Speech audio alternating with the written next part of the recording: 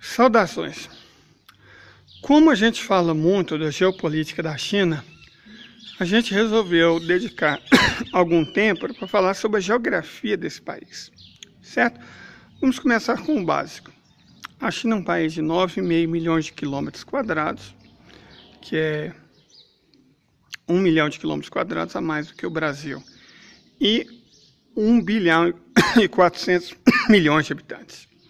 Só para vocês terem uma ideia, isso é quase o dobro, na verdade mais que o dobro da população europeia, 400 milhões de habitantes a mais que a população das duas Américas, a população da África, e, bom, é de longe não, né?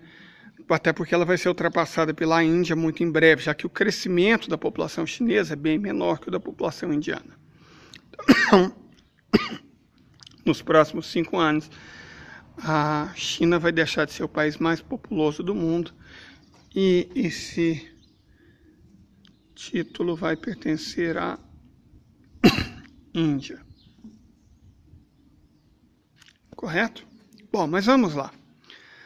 A China, como é um país de dimensões continentais, ela também tem outra especificidade.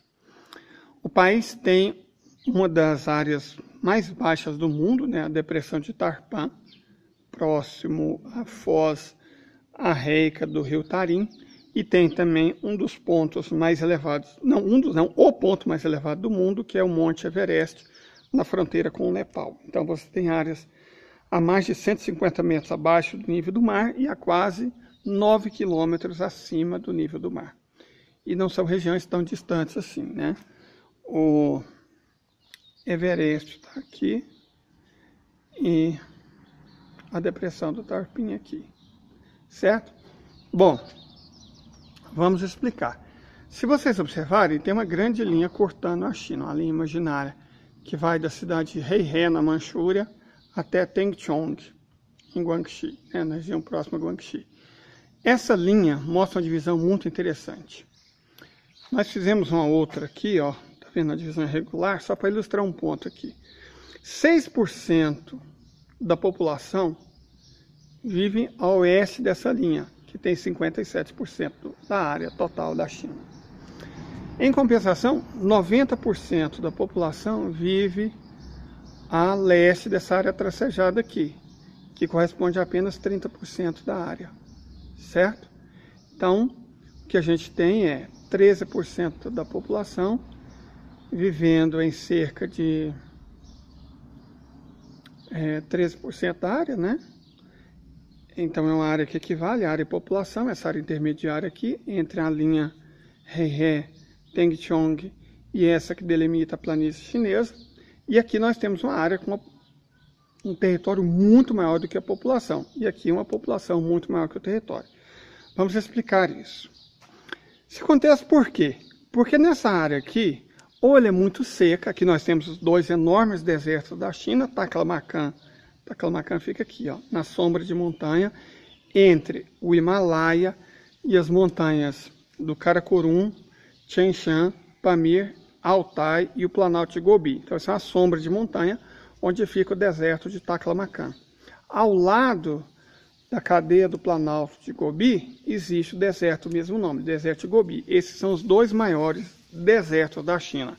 A China tem outros 5 desertos. Esses dois grandes desertos, como eu disse, Taklamakan e Gobi, 2 desertos que estão sendo transformados em florestas e áreas cultivadas, Mu'u e Kubik.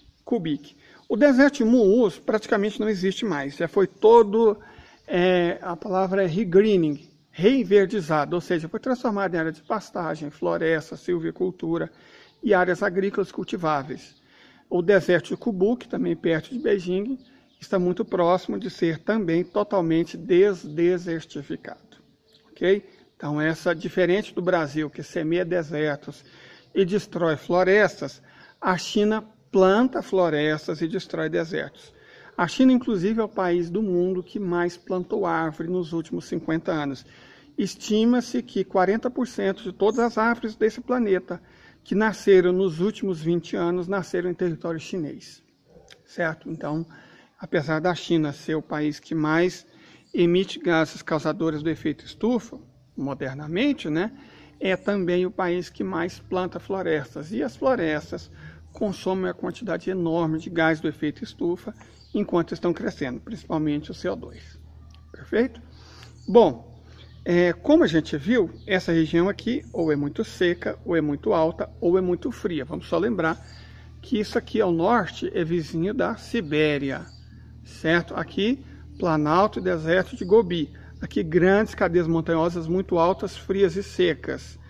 Himalaia, certo? Himalaia, Tian Shan, Pamir, Altai, certo? Regiões muito altas, frias e secas. O Pamir é um pouco mais úmido, porque pega a umidade que vem da Sibéria e aprisiona ela, certo? Por isso o efeito sombra-montanha que cria os desertos aqui. Bom, mas essa área, apesar de ter apenas 6% da população chinesa, responde por bem mais da metade dos recursos naturais da China. É uma área que produz cerca de 2/3 de todas as terras raras desse planeta, e a China é o maior produtor mundial de terras raras, que são elementos químicos importantíssimos para a indústria e a tecnologia modernas.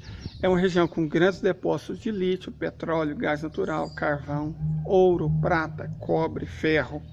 Então, é também a região que mais produz recursos naturais e energéticos da China. Sem falar que o papel geopolítico, geoestratégico, é claro, né? É aqui que nascem os 3 principais rios totalmente chineses, que formam a planície chinesa, o Huanghe, também conhecido como Rio Amarelo, o Yangtze, também conhecido como Rio Azul, o Xun, também conhecido como Rio Vermelho. Então, esses 3 rios formam a planície chinesa. Nascem igualmente, nessa região oeste da China, o Mekong, que é o principal rio da Indochina, o Irrawaddy, o principal rio de Mianmar, o Indo e o Ganges, os 2 principais rios do subcontinente indiano, o Amu Darya, principal rio da Ásia Central, e um pouco mais ao norte, mas ainda nessa região oeste, o Amur, que é o principal rio da Sibéria, certo? Pelo menos da Sibéria Oriental. Logo, o Himalaia tem um papel parecido com o do nosso Cerrado. É a caixa d'água não só da China, como de todo o continente asiático. Por isso, os chineses, por exemplo, aqui no Tibete, pagam aos agricultores para não plantar nada, a não ser florestas, e simplesmente ficar lá vivendo e cuidando dessas nascentes. Então, o grau de responsabilidade da República Popular da China com o meio ambiente é infinitamente superior ao nosso. É por isso que eles desenvolveram o conceito e aplicam, né, não só desenvolveram, como aplicam o conceito de civilização ecológica chinesa, que busca um equilíbrio entre o bem-estar das pessoas e o bem-estar do meio ambiente, a preservação ambiental. Pois bem, agora vamos falar um pouco dessa região aqui ao leste, em torno da planície chinesa, entre os rios Xun, Yangtze e Huanghe. Essa região concentra as 4 maiores aglomerações urbanas da China. A megalópole do delta do Rio das Pérolas, aqui fica além de Guangzhou, também conhecido como Cantão, a cidade de Nanjing, Shenzhen, Hong Kong e Macau. Repito, maior aglomeração urbana do mundo inteiro, desse planeta inteiro. É a megalópole do Rio das Pérolas, com quase 70 milhões de habitantes, certo? Também fica a maior cidade da China, a maior metrópole da China, que é Xangai, a maior região metropolitana da China, que é Chongqing, e a capital do país, Beijing. Então, é uma região urbana muito rica, muito desenvolvida, e que pratica a maior parte da agricultura e da pecuária chinesa. Vamos fazer um adendo rápido sobre isso. A China é de longe, mas de longe mesmo, o maior produtor mundial de alimentos. A China não depende do Brasil, como tem muito tonto dizendo. Não, senhor agronegócio brasileiro. A China produz 1 bilhão e 400 milhões de toneladas de alimentos. Não é ração para porco, igual sorgo, milho e soja, não. São 1,5 bilhão de toneladas de alimentos. A China é o maior produtor mundial de alimentos, maior produtor mundial de grãos, maior produtor mundial de raízes, de tubérculos, de frutas, de legumes, de verduras, de coisas que as pessoas comem, tá certo? Então ela não depende do Brasil. Ah, mas o gado precisa de milho e soja. Vamos conversar um pouco sobre isso. Primeiro, a China tem o maior rebanho mundial de ovinos, de caprinos, que são animais que não consomem os ingredientes para a ração que o Brasil exporta, certo? O que consome esses ingredientes para a ração que o Brasil exporta são essencialmente bovinos, suínos e aves. E a China compra do Brasil porque é conveniente, mas ela está dando um jeito de levar tecnologia para a produção de soja também para a Rússia, né? E para a África. A África, porque está muito mais perto, a Rússia, além de ser vizinho, sei lá, nossa, mas a Rússia é muito fria, não sei o quê. Vocês não foram na Rússia, evidentemente, né? O verão da Rússia dura 3, 4 meses, mas tem quase 24 horas de dia. Então, dá para você plantar uma safra no verão. E como o dia é muito mais longo, a produtividade vai ser maior. Inclusive, se a gente considera que os solos da Rússia são muito mais férteis que os brasileiros. Então, a Rússia tem sim condição de abastecer a China, assessorada pela África, de tudo aquilo que o Brasil hoje exporta para ela. E como a China produz muito mais alimentos do que os chineses são capazes de consumir, e mais, não só a produção, como a produtividade da agricultura chinesa é muito maior, com a tecnologia também muito maior do que a nossa, do tosco agronegócio brasileiro, em breve a República Popular da China deixará de ser um cliente para se tornar um concorrente do agronegócio brasileiro. Como a tecnologia, os recursos deles são muito maiores que os nossos, evidentemente o nosso agronegócio tosco não tem a menor chance de competir. Perfeito? Mas para encerrar, eu quero falar um pouco sobre esse lance da planície chinesa aqui. Num livro do Banco Mundial, falando sobre a China e o Império Romano, lá por volta do ano 200, eles comentam toscamente, nossa, o Império Romano tinha muito mais estradas do que a China. Nossa, a China quase não desenvolveu estradas. Mas eu acho que esse povo é burro ou se faz de sonso, de louco.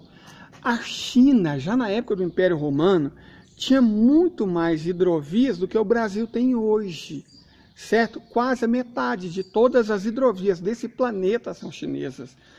Os maiores rios da China, Huanghe, Yangtze e até o Chun, são conectados por hidrovias. Hidrovia é um meio muito mais barato, muito mais rápido, muito mais eficiente, muito mais ecologicamente correto de transportar mercadorias do que estradas. Então, por que a China não tinha tantas estradas quanto o Império Romano? Porque a China não precisava. Para que fazer estradas, que é um meio de transporte caro, lento, ainda mais na época do Império Romano, se você pode simplesmente fazer hidrovias? E era o que a China fazia. Tanto isso sempre foi mais eficiente que o Império Romano não existe mais. Mas a China existe. E voltou a ser a nação mais rica do mundo. Perfeito? Então, hidrovia é o meio de transporte mais utilizado na China desde o primeiro milênio antes da Era Comum. 3.000 anos atrás foram feitas as primeiras hidrovias na China. Os primeiros canais conectando o Huanghe ao Yangtze e depois ao Chun. Amarelo, azul, vermelho. Todos eles conectados por uma vasta rede de canais, que além de conectar as 3 principais bacias, conectam uma série de lagos com os mares amarelo, da China Oriental e da China Meridional.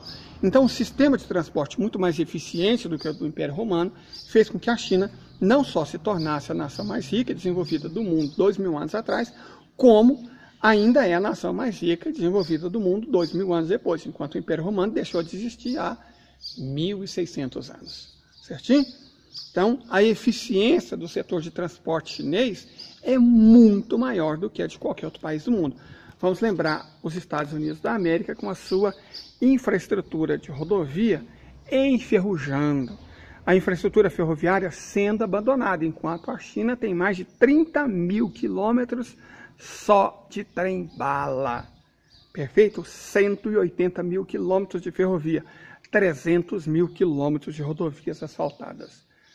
Alguns dos maiores aeroportos do mundo, 6 dos 10 maiores portos do mundo. A infraestrutura de transporte da China é fenomenal e soberba.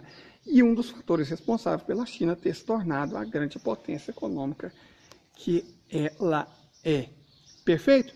Então é isso, gente. Qualquer dúvida, é só perguntar, o mestre líder responde. com educação e carinho. Inclusive curtam, comentem, compartilhem com as pessoas, siga se você ainda não segue o canal. Isso tudo ajuda a gente a crescer. Perfeito? Tenha um ótimo dia, paz e bem para todas as pessoas.